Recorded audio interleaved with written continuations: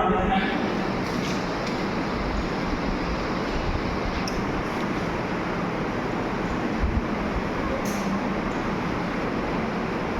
Simple to understand. Next step, more secure.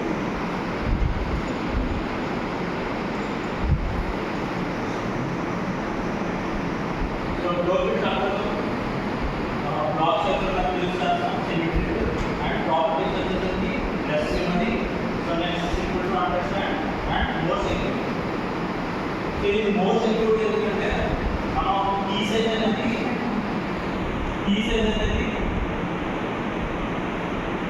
Variable key size అనేది variable okay అంటే మనం ఎంత కీ సైజ్ అనేది తీసుకుంటాం ఓకే అంటే ఒకసారి కన్వర్ట్ చేసేటప్పుడు K1 ఇలాగా K1 K2 K3 అప్పుడు K14 అప్పుడు K14 కీస్ ఓకే ఈ 14 కీస్ లో ఈచ్ వన్ వచ్చి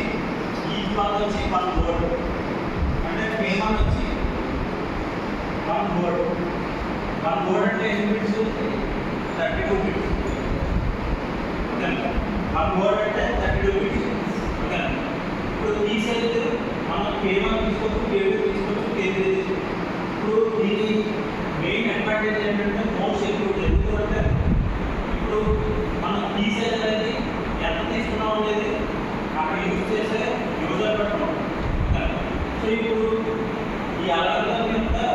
మెథడాలజీ అనేది తెలిసిందనుకోండి హ్యాకర్కి బట్ అక్కడ యూజ్ చేసిన కీ సైజ్ అనేది ఏంటనేది తెలియదు ఓకే సమ్ ప్యాసివ్ అటాక్స్ అంటే సో మీకు ఆల్వేస్ కాన్సంట్రేట్ ఆన్ ఏంటి ట్రాఫిక్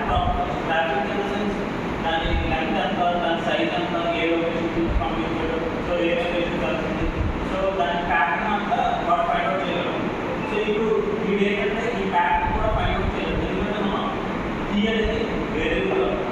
ఓకే అంటే ఇప్పుడు మనకి 64 బిట్ కీ కావాలన్నమాట 64 బిట్